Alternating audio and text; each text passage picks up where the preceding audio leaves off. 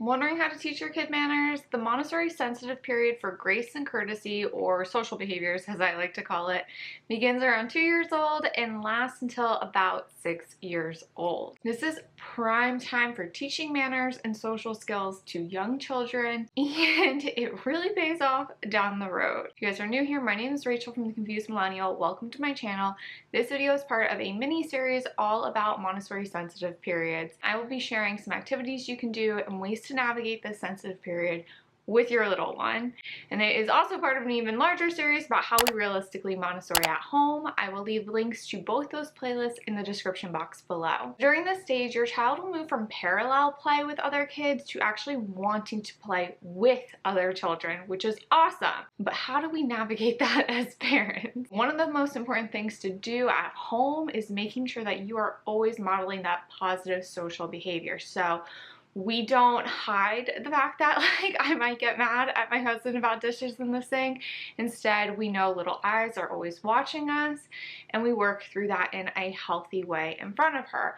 Always making sure to say please, thank you, excuse me are all little things that you can make sure you're incorporating in your home. One of the biggest things I see play out at the playground at this stage, and I see parents kind of struggle to find the right words with, are sharing disputes. When it comes to teaching social behaviors, you want to do two things really.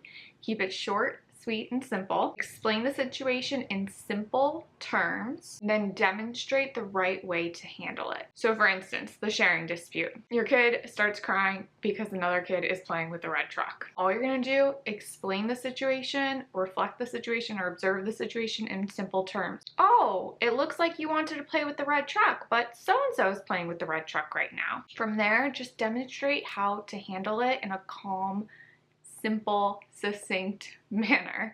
So that could literally sound like, let's ask if we can play with it when they're done. Hey, so-and-so, is it okay if we use the red truck when you finish? If the kid is ignoring you, because that happens sometimes on the playground where they don't respond when you ask something like that, or you just didn't want to talk to that kid for whatever reason, another way to handle it would be, let's play with this blue truck right now and wait until they're finished with the red truck. Really, really simple. So keeping it to 2 to 3 sentences is all you need here. I think one of the biggest things we forget, and we end up playing into all of the tears and the big feelings our little ones are having, is that in order to have a well emotionally regulated child, we need to be well emotionally regulated adults. The biggest thing is to just acknowledge the situation, demonstrate how to handle it, and then kind of move on. Generally, kids process through their emotions pretty quickly and can roll with these types of disappointments very quickly when they don't end up feeling embarrassed or belittled. So one of the things I tend to see play out a lot on the playground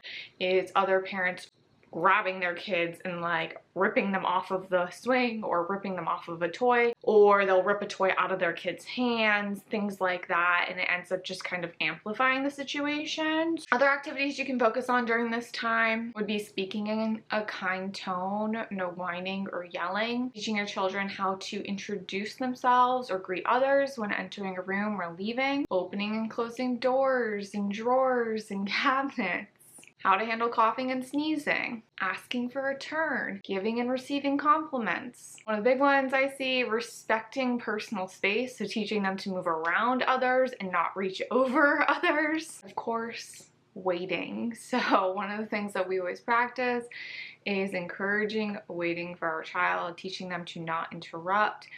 Obviously, as they move from 2.5 to 6, that's going to be a skill that gets easier and easier. At 2.5, if my husband and I are talking at the dinner table and my daughter wants us to go do something else with her and she is interrupting us, we'll say, Reagan, I see you want my attention right now. I'm talking to Daddy. I'll talk to you in 1 minute. It can be helpful to use little stand timers so they have a visual cue for how long 1 minute is, and with smaller time increments, and obviously you can work your way up to larger ones. While it's important to model positive social behaviors, in my opinion, I think it's just as important, and not ever really talked about, to critically think about why we're modeling some of these social behaviors and whether or not it's really in alignment for setting our child up for success.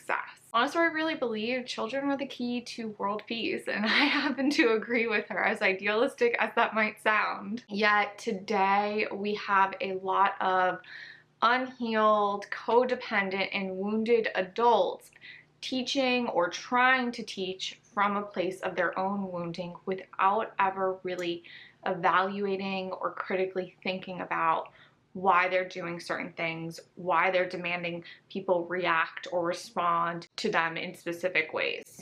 So I'll give examples of this if that feels a little abstract for you. I think our role as Montessori parents is to really critically think about and through social norms.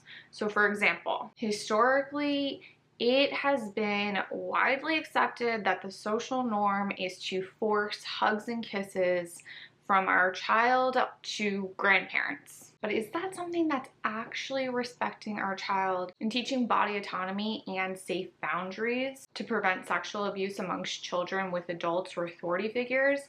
The idea of forcing hugs and kisses is actually not respecting them or setting them up for success if they do find themselves in a vulnerable situation. While manners and learning social behaviors in a group setting are definitely important, it's also really important for them to know that they can honor themselves and respect themselves in the process. Children should always know they have a choice in how they show up. An alternative way to still encourage positive social behaviors but respect the child would be to invite them to greet somebody by saying hello, by waving hello, by blowing kisses. We can obviously model for them how we prefer to say hello and goodbye, but we can also invite them to choose how they say hello or goodbye. So this could sound like, how do you want to say goodbye today? Do you want to say goodbye with your mouth?